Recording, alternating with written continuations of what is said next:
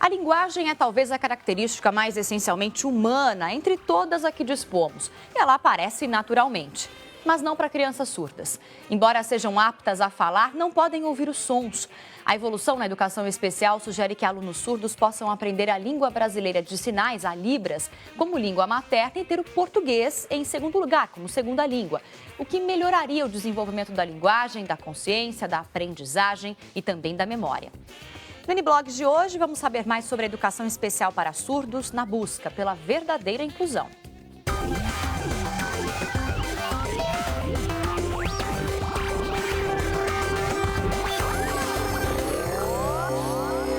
Muito boa tarde a você. O Uniblogs começa agora para todo o Brasil, aqui pela Record News. Uma jovem surda conseguiu pela primeira vez no Rio Grande do Sul tirar a carteira de motorista fazendo a prova em Libras. Para ela, tirar a carteira, claro, era um sonho. A Nanda nasceu com deficiência auditiva. Foi alfabetizada em Libras, a língua brasileira de sinais. Como a maioria das adolescentes, assim que completou 18 anos, quis tirar a carteira de habilitação. Mas logo vieram as dificuldades. Na Libras, os verbos eles não são conjugados em eu vou, tu vais, ele vai. O verbo é conjugado no eu vou passado, ou eu ir futuro, ou eu ir agora. Então é por essas dificuldades de conjugação de verbos, de que na Libras não tem pronomes, alguns pronomes não têm artigos, não tem preposições, que tornam para ela difícil de entender o que está sendo escrito na prova teórica. A Nanda fez os exames médico e psicológico com o auxílio da tradutora. Mas para a prova teórica, isso não é permitido pelo Detran do Rio Grande do Sul. A família entrou com um processo judicial. Saiu a decisão do Tribunal de Justiça do Estado, dando à jovem o direito de realizar todos os exames para obter a CNH com a ajuda da intérprete. Para mim é muito importante, porque é satisfazer um desejo dela, né? Ela quer tanto poder dirigir, ser igual a todas as outras. Existe uma lei, que é a 10.436, que já determina que todos os órgãos públicos disponibilizem tradutor para quem seja surdo, disponibiliza acesso aos deficientes físicos, porém os órgãos públicos, na verdade, eles não cumprem essas decisões, né? Não cumprem a lei. Enquanto não tem a habilitação para dirigir, a Nanda namora o carro na garagem e espera ansiosa que este sonho se torne realidade. Bom, para falar mais sobre a educação para surdos, entender como funciona essa metodologia, eu converso com a fonoaudióloga e professora do Colégio Rio Branco, Sandra Campos, e com a doutora em linguista da Universidade Federal de Santa Catarina, Ronice Miller de Quadros, e também está com a gente o blogueiro convidado de hoje, que é o Duílio Ferronato, do Portal R7. Muito obrigada pela presença de vocês, explicando um assunto tão importante e tão urgente, né, de incluir de verdade essas pessoas na sociedade. Por que é mais importante, na opinião de vocês, iniciar a educação de uma pessoa surda, de uma criança surda, em Libras como língua materna e ter o português como uma segunda língua materna? Vou começar pela Sandra. A língua de sinais é a língua que a criança vai ter um acesso pleno, né? Então, é a língua que possibilita ela, não somente a questão da comunicação, mas também a possibilidade de ela se reconhecer enquanto surda, dela ter uma possibilidade de criar uma identidade dentro de parâmetros diferenciados dos outros, né? Então, perceber que eu sou diferente, mas que eu tenho N possibilidades de vida. Então, a língua de sinais ela tem essa possibilidade, que é uma língua visual e que faz uso de um órgão que está em plena atividade, que é a visão. Vocês acreditam que a pessoa aprendendo a Libras, quanto mais surdos aprenderem a Libras, mais vai existir uma pressão social para que os órgãos públicos, os comércios, as escolas também tenham os intérpretes de Libras? Porque não, eu imagino que só você saber a Libras não adianta se você não tiver alguém que consiga traduzir isso, né? Não, com Ronice. certeza. A questão da Libras como primeira língua é fundamental, porque é o acesso à linguagem, ao desenvolvimento da linguagem. Como você mesmo no início mencionou, a questão da linguagem humana se desenvolver naturalmente. Os surdos, filhos de pais surdos, crescem bilíngues, eles crescem na língua de sinais. Para quem já tem pai surdo. Pais surdos, porque os pais eles têm uma referência linguística desde pequenos. Então, eles crescem e desenvolvem a linguagem naturalmente, como as crianças que têm acesso às outras línguas. O que acontece com as crianças surdas aqui no Brasil, em outros países, é que normalmente elas nascem filhas de pais ouvintes.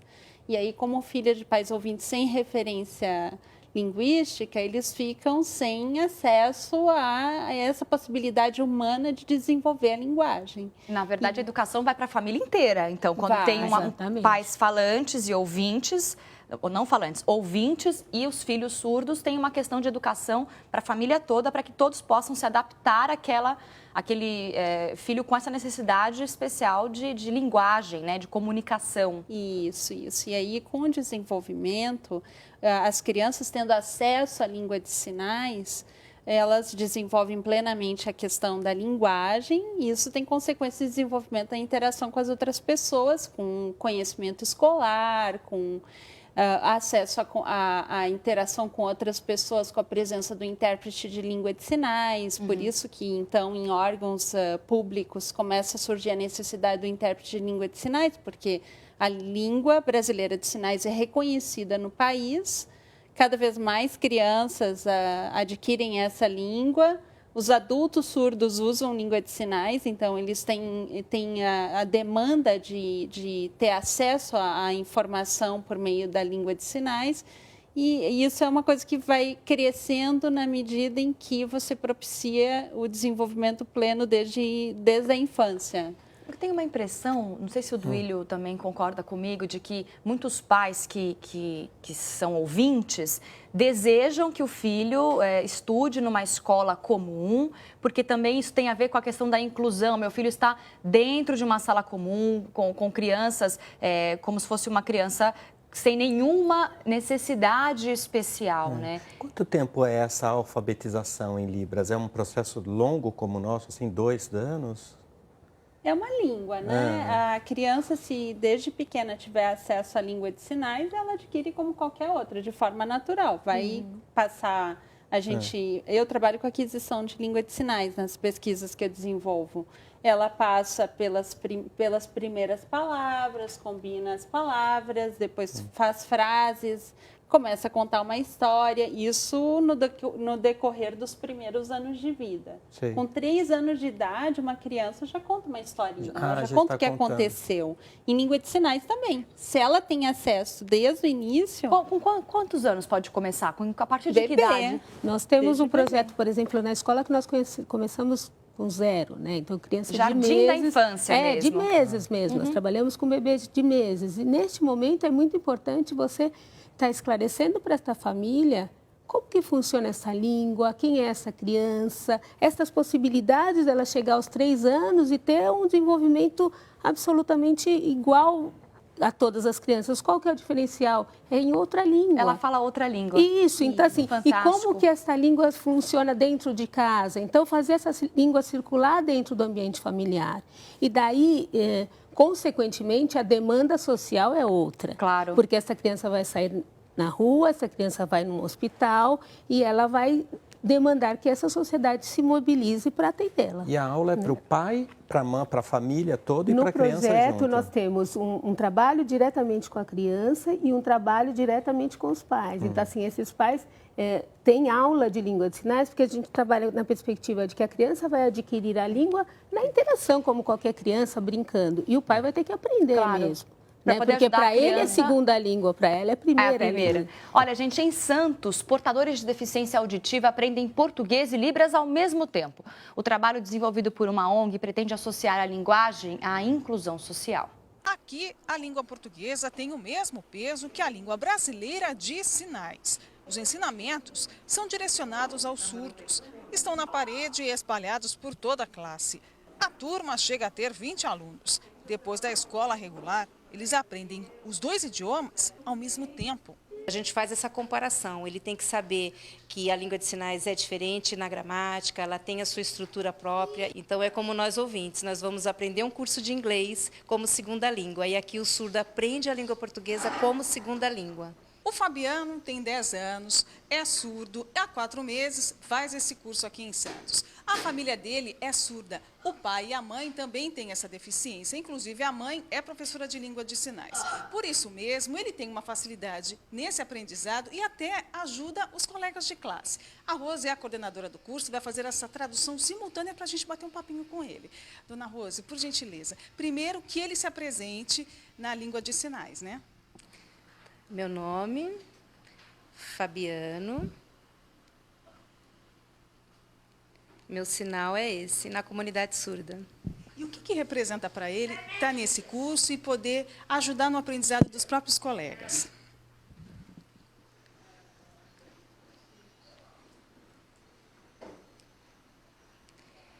Os meus amigos sabem poucas libras, bem pouco. Ele ajuda, porque eles precisam aprender mais. E aí estimula com que os colegas, os professores e até a sociedade consigam ampliar aí esse número de pessoas que falam Libras e que conseguem se comunicar com pessoas surdas. Qual que é, de fato, como é de fato dada a inclusão social desses alunos surdos através da Libras? Eu acho que quando a gente fala de inclusão social, a gente está, de novo, voltando a uma naturalidade, né? Respeitar até a possibilidade da criança escolher onde estar, com quem quer conversar, com quem quer brincar. Né? Então, assim, quando você está falando de inclusão social, você está falando de possibilitar com que a criança use da língua dela para escolher os seus pares, né? Então, vai se dar naturalmente. Né, ela vai pessoas. a um parque, ela vai ao supermercado, ela vai à farmácia, ao banco, ela vai pagar uma conta. Né? Então, isso vai acontecer. E, neste momento, a gente está criando essa demanda de que existam outras pessoas, algumas por curiosidade, outras por obrigação profissional, que aprendam essa língua e que comecem a interagir com as crianças, com as pessoas surdas. Né? Essa semana saiu uma reportagem divulgando a evolução do interesse por outras línguas nos Estados Unidos. Saiu na New York Times. E aí eles mencionam que a língua de sinais americana está aparecendo entre as mais procuradas. Ah, é? Língua de sinais americana, é a língua de sinais que eles usam nos Estados Unidos. Uma das mais procuradas e que teve uma evolução muito grande nos últimos anos. Então, isso a gente percebe na medida em que se reconhece a língua enquanto uma das línguas usadas no Brasil, por exemplo, como aqui, que a gente já tem até uma lei que reconhece, e se reconhece realmente por meio da mídia, aparecendo intérprete nos programas eleitorais. E até na classificação etária para cada mudança de programa, como é obrigatório por lei. Agora, você levantou uma questão importante. Então, quer dizer que se eu aprendo a língua de sinais, a Libras, que é a linguagem dos sinais no Brasil, e vou para os Estados Unidos, por exemplo, eu não consigo me comunicar na linguagem dos sinais? Não. Não é universal. Porque ela usa de base a língua do país. É como o inglês, né? Você tem inglês, você tem português, tem francês, é da comunidade local. E ela usa sempre a base da língua do país, a língua de sinais. Não tem relação nenhuma com a língua falada no país. Eu tive em Portugal, trabalhando com surdos em Portugal. A língua gestual portuguesa é mais diferente do que a língua de sinais americana, porque elas pertencem a troncos diferentes. E a língua brasileira pertence ao mesmo tronco da língua de sinais americana. Nossa origem é a língua de sinais francesa. Tá. A gente tem uma origem na língua de sinais francesa. Como se fosse uma raiz, como se fosse um latim, por exemplo. Como espanhol, francês, italiano, português, pertencendo às línguas românicas, né? Ok. Daí a gente consegue entender melhor do que o alemão, o inglês, que é muito diferente, porque pertencem a grupos de línguas diferentes. Então, claro que, assim, quando você tem contato com uma outra língua de sinais, quando a gente tem contato com o espanhol, né, nós ouvintes, você vai procurar reconhecer nela alguns pontos de referência da língua que você conhece. Verdade. Né? Então, essa procura é igual em outras línguas de sinais, né? Agora, uma coisa importante é que tem uma relação cultural aí estabelecida, por isso que é diferente em cada país.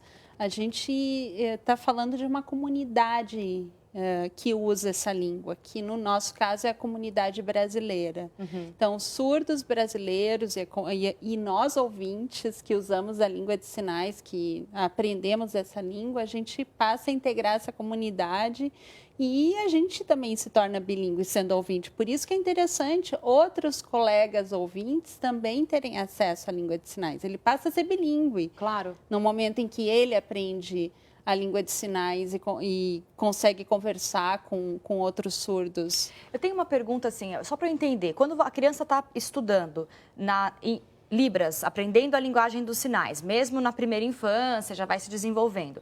Ela também está aprendendo a língua portuguesa, que é a língua do país e vai ser a segunda língua materna dela.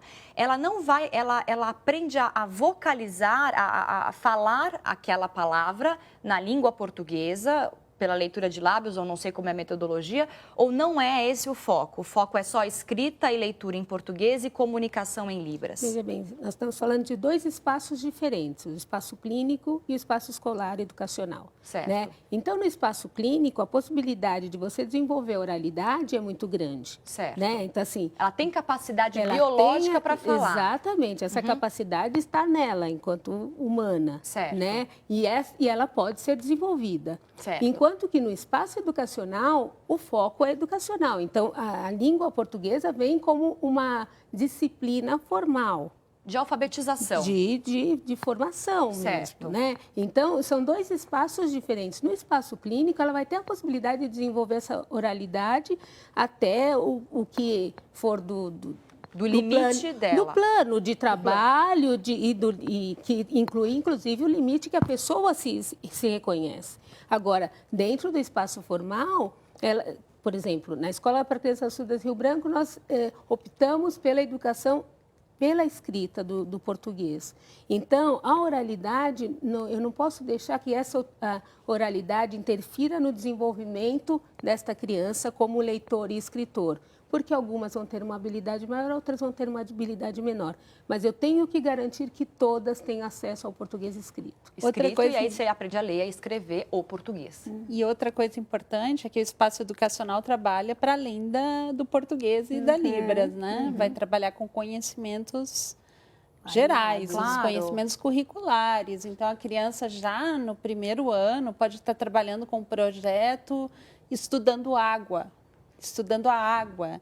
E como que ela trabalha com isso em língua de sinais? Claro. A língua de instrução é a língua de sinais. Agora, esse trabalho que vocês desenvolvem a partir da Libras e em parceria com a língua portuguesa escrita e na leitura, se estende por toda a vida escolar do aluno, até o segundo grau? Como que funciona? Ou depois de um certo período, o aluno vai para uma escola regular com colegas que são ouvintes? Como que é? Você tem diversos modelos. No nosso modelo hoje, nas nossas possibilidades hoje, nós temos o aluno até o 5º ano na escola para surdos e a partir do 6º ano ele vai para uma escola regular com intérprete de língua de sinais e sempre em grupo. Com outras pessoas surdas. Outras pessoas surdas, por quê? Porque a possibilidade não só dele interagir com o universo classe, mas também dele trocar com o parceiro dele surdo na própria língua. Claro. Na língua que ele se sente mais à vontade, né? Então, é possível isso? É bastante possível. Mas existe no Brasil em grande escala ou não? Isso está começando? Porque imagino que seja uma parceria. O colégio, o Rio Branco... No caso, o Colégio Rio Branco já é da mesma fundação, então essa parceria ficou um pouco mais simplificada. Mas são irmãos aí. Isso, existe essa possibilidade, sim. Hoje, a questão da inclusão no Brasil... tem que ser muito mais discutida, porque quando a gente pensa em inclusão, nós pensamos simplesmente em colocar a criança estar no espaço físico. Inclusão não é isso, claro. Né? Esse espaço físico tem que ser pensado para essa criança, esse projeto de trabalho pedagógico tem que ser pensado para esta criança. E quando você pensa na inclusão com uma criança que já vem com uma formação de base, é uma inclusão diferenciada. Claro. Né? Porque essa criança não vai chegar lá simplesmente para estar na sala de aula. Ela vai chegar, ela vai questionar, ela vai ter dúvida, ela vai participar. Né? Então, ela vai, de fato, pertencer àquele grupo. E pensando na educação pública mesmo, eu acho que tem muito a desenvolver, a pensar, porque não é na escola da esquina. É numa escola em que se assuma uma educação bilíngue. Isso tem que ser institucional. Não pode ser um projetinho lá, numa sala de aula só para dizer que tem inclusão, digamos assim. Não pode. A escola vai ter que... Isso tem que tomar uma dimensão institucional. A escola tem que assumir. Não, essa escola vai ser bilíngue, nós vamos ter professores de Libras... Nós vamos ter professores de português como segunda língua para surdos, porque tem que ter uma formação. Tem que ter uma infraestrutura em informação pessoal, em estrutura mesmo física, possibilidades, né? Os funcionários todos. Os funcionários têm que saber Libras, pelo menos uma noção de Libras. A escola tem que ter intérpretes de língua de sinais, porque a escola tem ouvintes, tem surdos, português e Libras está presente, sendo usada sistematicamente, volta e meia vai precisar da presença de intérpretes. Dá para fazer um comparativo com uma escola, por exemplo, bilíngue português e inglês, onde as pessoas têm que se comunicar nas duas línguas, sejam os funcionários, o pessoal da biblioteca, os professores. Sim. Vamos aproveitar, dar um espacinho aqui para o Duílio Ferronato, que é o nosso blogueiro de hoje, falar o que tem lá no blog, do que é o blog no R7, Duílio. Hoje coloquei um post sobre o Lars von Trier. Ele tem um filme, agora está em cartaz um filme que chama Melancolia, mas ele tem um filme antigo que chama Dançando no Escuro, que é sobre uma pessoa que vai perdendo um sentido. Ela enxergava, ela e o filho têm uma doença degenerativa que vai perdendo a visão. É bem interessante esse filme, sabe? Porque é sensível e vai mostrando um processo de como é você perder esse sentido, que pra gente é um dos principais, né? É o principal, né? E até como que você pode se superar, entender, digerir para continuar... E tem que desenvolver os outros, né? Isso. De uma certa forma, você tem que desenvolver e começar a entender o espaço, mas você tem que entender o espaço com o seu próprio corpo. Se reinventar, né? É bem interessante. Esse filme está nas locadoras, se chama Dançando no Escuro. É com a Bjork e com a Catherine Deneuve. A gente explicou bem legal no primeiro bloco, assim, como que funciona a Libras, como que é essa questão da inclusão, a necessidade dos pais ajudarem. Agora, se eu quiser aprender Libras, se eu quiser saber o básico, o mínimo para poder me comunicar, ou um comerciante, né, Duílio? Alguém que vai atender uma pessoa Principalmente surda. A São Paulo, que recebe tanta gente, como que interagir com um surdo que vem, tem que ser brasileiro, Qual né? Não que pode ser estrangeiro. Né? Eu achava como você, que a língua era de surdo não é, né? Cada lugar. Olha, aqui em São Paulo, nós temos, assim, várias possibilidades. Você tem hoje as igrejas que dão cursos, você tem associações de surdos, você tem a Federação Nacional de Surdos, né? Que são essas possibilidades de você ter contato com os surdos. E eu acho que uma possibilidade que, para mim, é considerada mais rica é se aproximar dessas pessoas. Por exemplo, nós temos vários shopping centers aqui de São Paulo que têm encontros marcados semanais com os surdos. Ah, é? Sim. Legal. Então, assim, é interessante você chegar lá e se aproximando e com certeza você vai aprender essa língua. No resto do Brasil, eu acho que um ponto de referência são os CAS, Centro de Atendimento ao Surdo. Normalmente estão vinculados a secretarias do Estado, de educação ou escolas públicas do Estado. E nesse centro de atendimento ao surdo sempre tem cursos de Libras abertos à comunidade. Muito legal. Então, para que você que está em casa assistindo, pode procurar, pode se informar mais se tiver alguma pessoa surda na família ou se você mesmo quiser aprender Libras e se comunicar cada vez melhor, promovendo também a inclusão social. O Uniblogs de hoje vai ficando por aqui. Eu agradeço a participação da Sandra Campos. Obrigada. Eu é que agradeço a possibilidade de divulgar essa língua e essa comunidade. Foi ótimo. Ronice, obrigada pela participação com a gente também aqui. Da mesma forma. E Duílio, mais uma vez com a gente, obrigada pela participação. Ele volta semana que vem. Quem quiser rever esse programa é só acessar o portal R7 no site r7.com/Record News. E amanhã vamos falar sobre os tumultos que invadiram as ruas de Londres, uma análise mais aprofundada para você entender o que aconteceu. Mande e-mail para o Uniblogs ou dê sua sugestão via Twitter no @NBlogsTV. Eu te espero às 2 da tarde. Obrigada pela companhia. Tchau.